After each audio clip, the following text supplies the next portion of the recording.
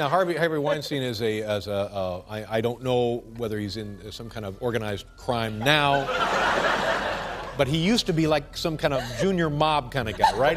He was like in the mob auxiliary. That's what they tell me. Yeah, and now he's like a big, powerful film guy, right? Yes, I do all my movies for Harvey Weinstein. That's Miramax for all of you. Yeah. And I'm lucky to do them there. Harvey Weinstein cambió Hollywood y sus campañas por el Oscar para siempre. No solo detonó un movimiento a nivel casi mundial a raíz de las acusaciones que le llevaron a la cárcel, a lo que logró en los premios de la Academia. En 1999 le llamaron la obra maestra de un bully. Y aunque ya se hacían varias de las estrategias para ganar la estatuilla previo a su llegada al trono, podríamos considerar que él las modernizó, dejando atrás un legado del terror vigente hasta nuestros días. Peter Biskind documentó el ascenso del productor en su libro Down and Dirty Pictures, Miramax, Sundance and the Rise of Independent Films. Todo comenzó en 1979 con la fundación de Miramax, que rápidamente se posicionó como la distribuidora más importante de cine independiente hacia la década de los 90, con obras como Pulp Fiction, Heavenly Creatures y The Crying Game. El crecimiento la llevó a ser adquirida por Disney en 1993. And the Oscar goes to Neil Jordan for The Crying Game.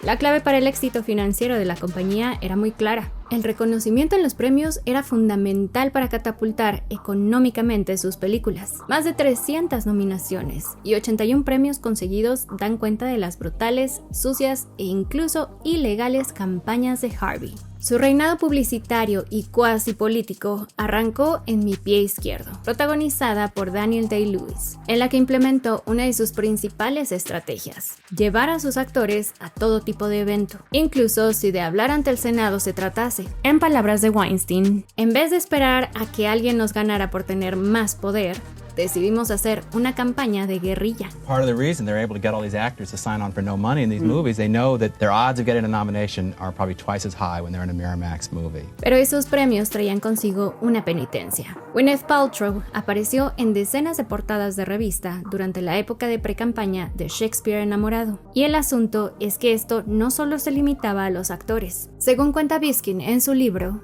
el publicista Mark Gurman le comentó que en 1998 Weinstein logró también una nominación a Mejor Película para La vida es bella. Como parte de su estrategia, trajo a su director un mes antes de las votaciones para pasearlo por todo Hollywood. En palabras de Gurman, Roberto Benigni se mudó a Los Ángeles por un mes durante la etapa más importante de la votación, y cada noche alguien hacía una fiesta para él. Roberto hizo muchos amigos, y eso le ganó un Oscar de actuación. En total, la cinta se llevó 3 estatuillas, incluida una a Mejor Película de Habla No Inglesa. La distribución de Miramax había dado resultados, pero Benigni no fue el único director al que Weinstein mangoneó. But I have to thank Harvey Weinstein. And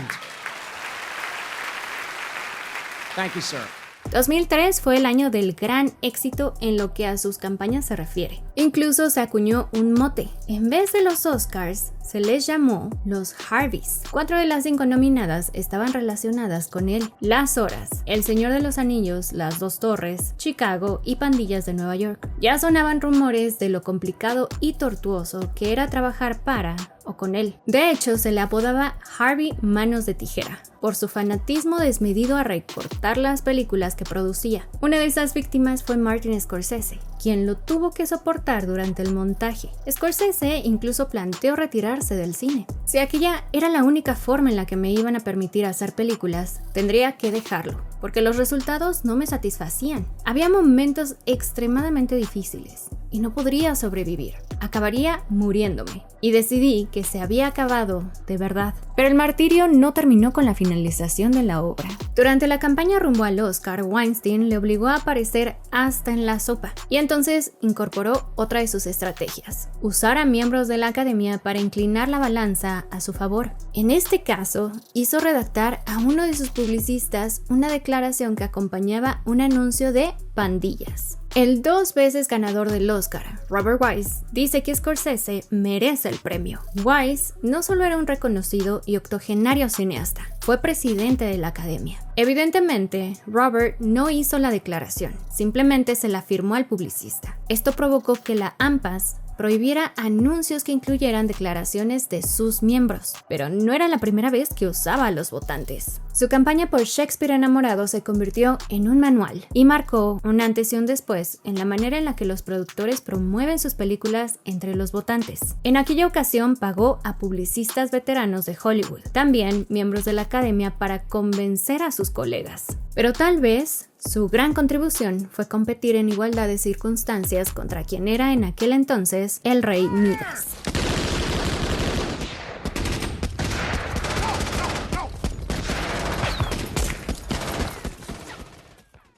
Spielberg era una leyenda en Hollywood. En su filmografía ya se encontraba Tiburón, Encuentros cercanos del tercer tipo, E.T., Indiana Jones, El Imperio del Sol, Jurassic Park y La lista de Schindler, que le había dado un par de estatuillas. Para ese momento, Miramax era como una A24. Se consolidaba cada año, pero se enfrentaba a un auténtico titán. Para poner en perspectiva, en aquella época los independientes gastaban en promedio $250,000 en una campaña por el premio. Las grandes producciones invertían alrededor de $2 millones. Weinstein despilfarró $5 millones para conseguir lo que muchos consideran uno de los reveses más importantes en la historia de las premiaciones. Esa inversión se complementó con una campaña para desprestigiar a la cinta de Spielberg. De hecho, el propio Steven le dijo a Terry Press, su publicista, "No quiero que te metas en el barro con Harvey". El resultado lo conocemos todos. Shakespeare enamorado derrotó al Soldado Ryan. Se llevó 7 estatuillas, incluidas la más importante,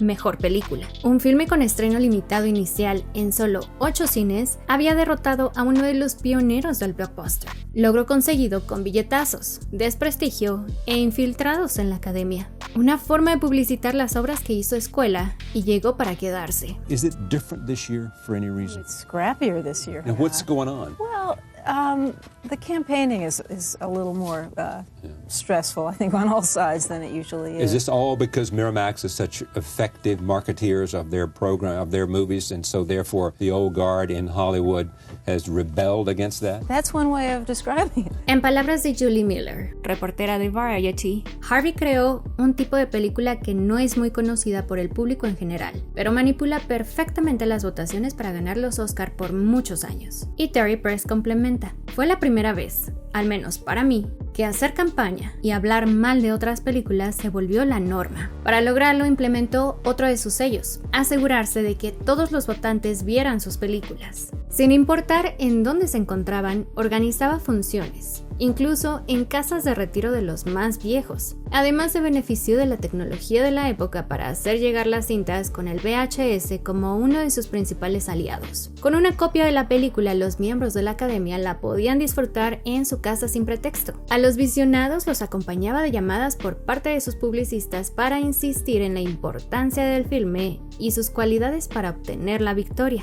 Y si estos medios no funcionaban, se aseguraba de que la película tuviera presencia en salas. Para muestra, el caso de Ciudad de Dios, que logró 4 nominaciones gracias a que se estrenó 3 veces y estuvo en exhibición 54 semanas. Al concluir 2004 abandonó Miramax y fundó The Weinstein Company. Su agresivo planteamiento debilitó su figura hasta que llegó su inminente caída. La academia que él había moldeado, en la cual se había convertido en el nuevo rey Midas, que le había otorgado el poder y en la que había hecho sus grandes campañas, lo expulsaba, y con ello se convertía en el segundo en ser echado en toda la historia, junto a Carmine Caridi, a quien sacaron por compartir screeners de las nominadas. En una sesión extraordinaria tomaron la decisión y en su comunicado expresaron: "Lo hacemos para separarlo y enviar un mensaje. La era de la ignorancia y vergonzosa complicidad en el comportamiento sexual depredador y el acoso laboral en nuestra industria ha terminado". El sindicato de productores, que le había concedido un reconocimiento a él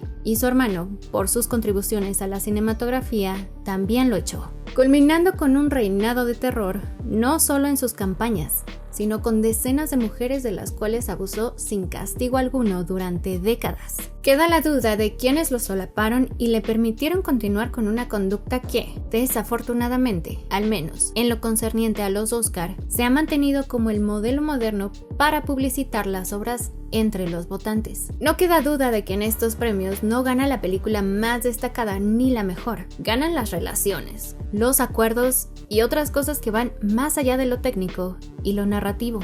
I want to thank the Mishpucha Weinstein. Mazel tov.